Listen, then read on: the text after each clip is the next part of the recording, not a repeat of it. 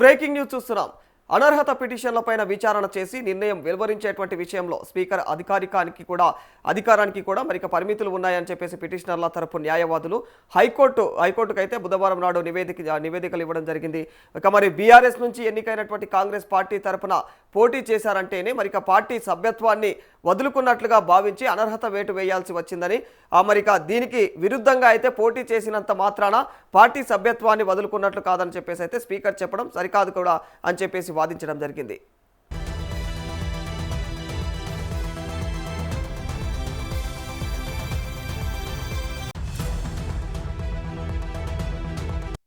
BRS తరపున పోటీ చేసి గెలిచినటువంటి ఎమ్మెల్యేలు దానం నాగేందర్, పోచారం శ్రీనివాసరెడ్డి, కాళి యాదయ్య, గూడెం మహిపాల్ రెడ్డి, బండ్ల కృష్ణమోహన్ రెడ్డి, ఏ గాంధీ, తెల్లం వెంకట్రావు, సంజయ్ కుమార్, టి ప్రకాష్ గౌడ్, ఇంకా కడియం శ్రీహరిలపైన దాఖలైనటువంటి అనర్హత పిటిషన్లను కొట్టివేస్తూ స్పీకర్ వెలువరించినటువంటి తీర్పులను సవాలు చేస్తూ బీఆర్ఎస్ ఎమ్మెల్యేలు జగదీష్ రెడ్డి, ఇక కేపీ వివేకానంద, అతనితో పాటుగా కూడా ఇక సిహెచ్ ప్రభాకర్, ఇక కె సంజయ్, అదేవిధంగా పల్లా రాజేశ్వర్ రెడ్డి, పాడి కౌశిక్ రెడ్డి, బీజేపీ శాసనసభ పక్ష నేత అయినటువంటి ఏ మహేష్ రెడ్డిలు కూడా దాఖలు చేసినటువంటి 10 పిటిషన్లపైన ప్రధాన న్యాయమూర్తి జస్టిస్ ఆపరేష్ కుమార్ సింగ్, ఇక జస్టిస్ జిఎం మోహియుద్దీన్లతో కూడినటువంటి ధర్మాసనం అయితే విచారణ చేపట్టింది.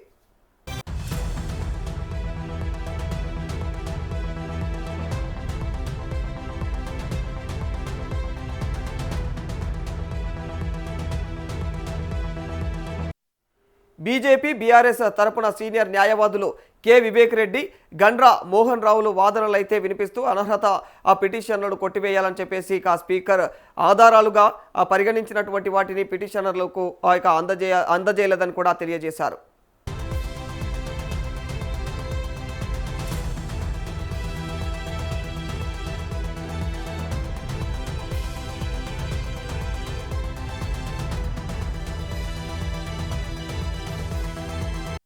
అనర్హతకు సంబంధించి వార్తా కథనాలపైనే ఆధారపడలేదని తెలియజేశారు.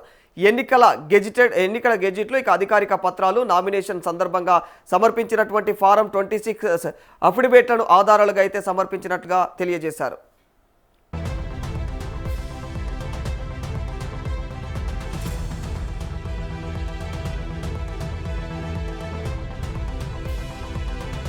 అయినా వార్తా కథనాల మూలాలు, ఇక రిపోర్టర్లు, ఎడిటర్ల వివరాలు ఇవ్వలేదంటూ కూడా స్పీకర్ తీర్పులో ప్రస్తావించడం అయితే సరైంది కాదని తెలియజేశారు. మరి ఇక స్పీకర్ రాజ్యాంగ నిబంధనలకు విరుద్ధంగా వ్యవహరించడం, ఇక రికార్డుల్లో లేనటువంటి అంశాల ఆధారంగా నిర్ధారణకు రావడం, సంబంధం లేనటువంటి అంశాలను పరిగణలోకి తీసుకురావడంతో పాటుగా కూడా సహజ న్యాయ సూత్రాలను ఉల్లంఘించినట్లుగా అయితే న్యాయమూర్తి ముందు పేర్కొనడం జరిగింది.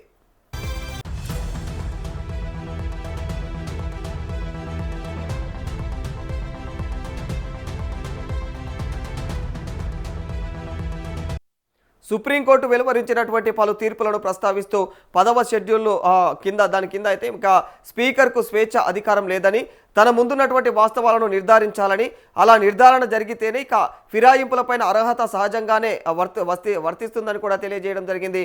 విచారణ ప్రక్రియలో సుప్రీంకోర్టు నిర్దేశించినటువంటి ప్రధాన సూత్రాలను స్పీకర్ పక్కన పెట్టారని ఆవేదన వ్యక్తం చేశారు.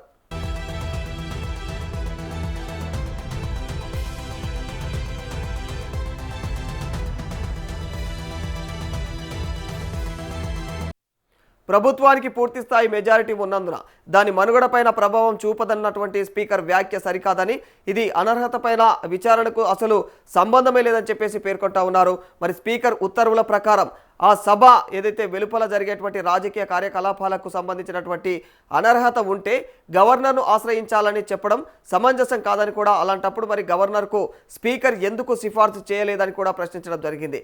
పూర్తి వాదనలను విన్న తర్వాత ఇక ధర్మాసనం ఆ విచారణనైతే ఈ రోజుకి వాయిదా వేసినట్లు తెలుస్తోంది.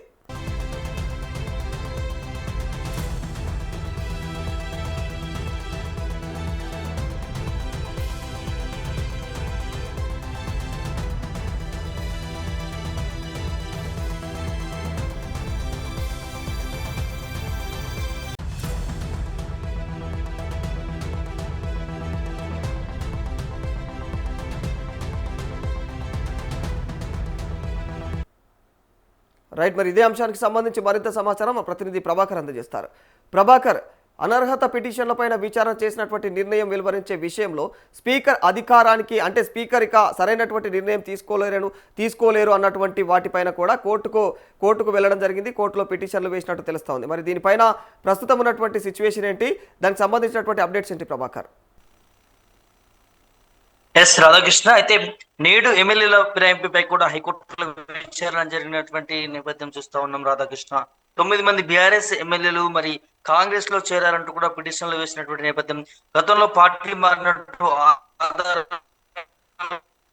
లేవన్నటువంటి స్పీకర్ మాట్లాడినటువంటి నేపథ్యం కూడా మనం చూస్తున్నాం. అయితే స్పీకర్ నిర్ణయాన్ని సవాల్ చేస్తూ కూడా మరి పిటిషన్లు వేసింది బీఆర్ఎస్ పార్టీ.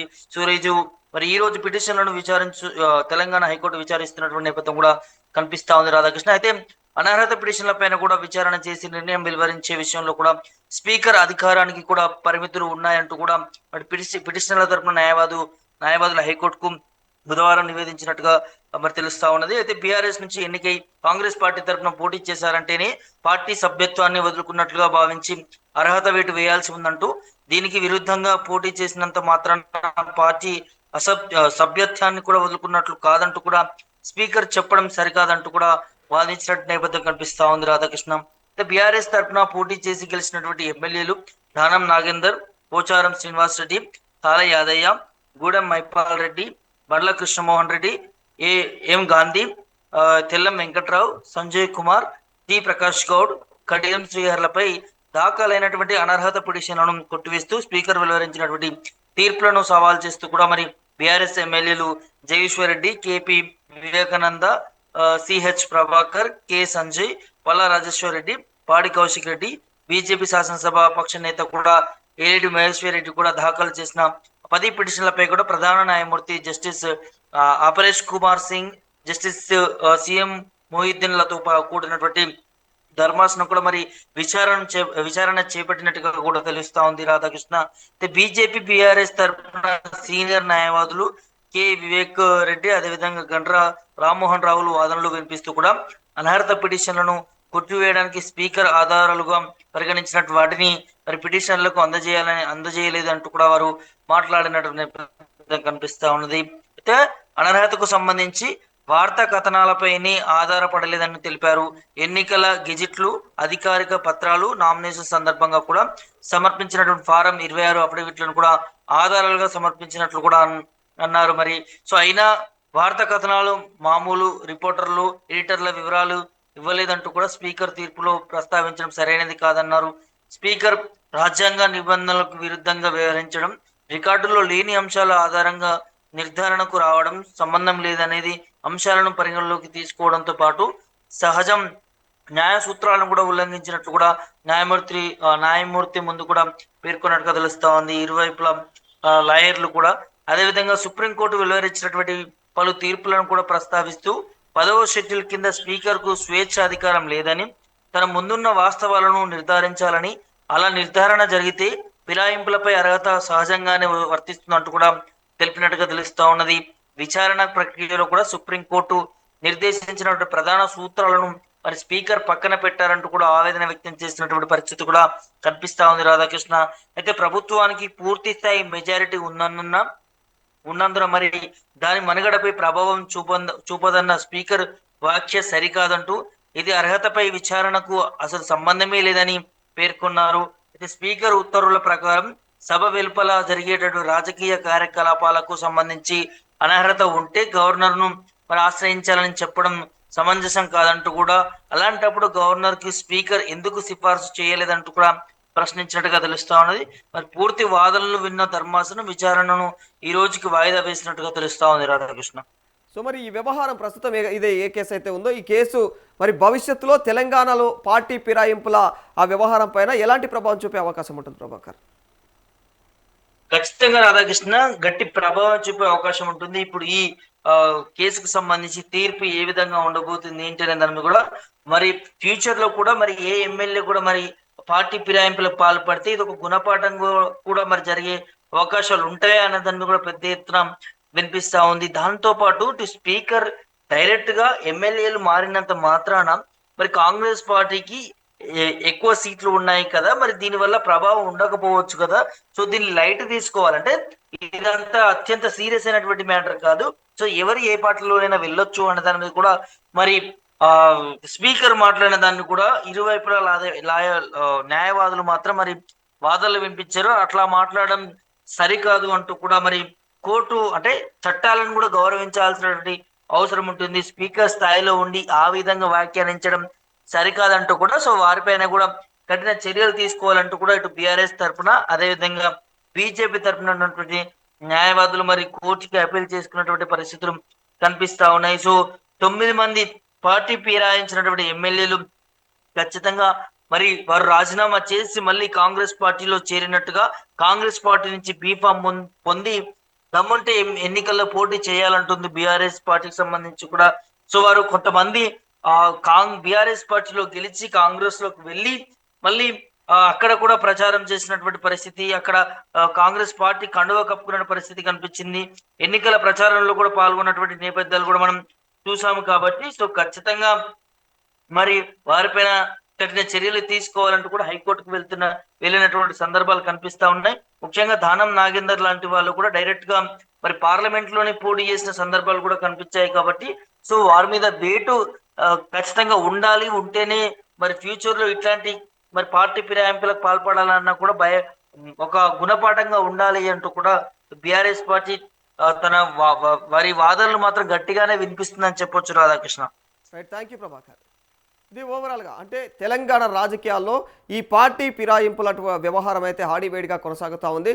మరి ఇక 10 మంది ఎమ్మెల్యేలు ఈ విధంగా బీఆర్ఎస్లో ఉండి వాళ్ళు బీఆర్ఎస్ నుంచి అక్కడ గెలిచి బీఆర్ఎస్లో ఉన్నప్పుడు గెలిచి మరి కాంగ్రెస్లో వచ్చి చేరారు అన్న కోణంలో అయితే ప్రస్తుతం దానికి సంబంధించి హాడీవేడిగా కొనసాగుతూ ఉంది. ఓవైపు స్పీకర్కు ఇక బీఆర్ఎస్ నేతలకు మధ్య కూడా ఆ వివాదంగా మారినట్లే తెలుస్తూ ఉంది. ఎందుకంటే ఇక్కడ స్పీకర్ సరైనటువంటి నిర్ణయం తీసుకోలేడు. ఈ పార్టీ ఫిరాయింపుల వ్యక్తులు ఎవరైతే ఉన్నారో వాళ్ళను సస్పెండ్ చేయాలి అన్న కోణంలో అయితే వీళ్ళు స్పీకర్ను కూడా కోరడం జరిగింది. మరి దాన్ని స్పీకర్ అయితే నిరాకరించారు. ఇక మరి స్పీకర్ నిరాకరణను సవాల్ చేస్తూ వాళ్ళైతే ఇక కోర్టులో కూడా అప్పీల్ చేయడం జరిగింది. మరి కోర్టు మరి ఈ యొక్క అప్పీళ్లను అయితే పరిశీలించనున్నట్టు తెలుస్తుంది ఈరోజు. మరి దాంట్లో ఎలాంటి విషయాలు బయటకు వచ్చే ఆస్కారం ఉంటుంది, కోర్టు తీర్పు మీద ఆధారపడైతే ఉండే అవకాశం ఉంటుంది.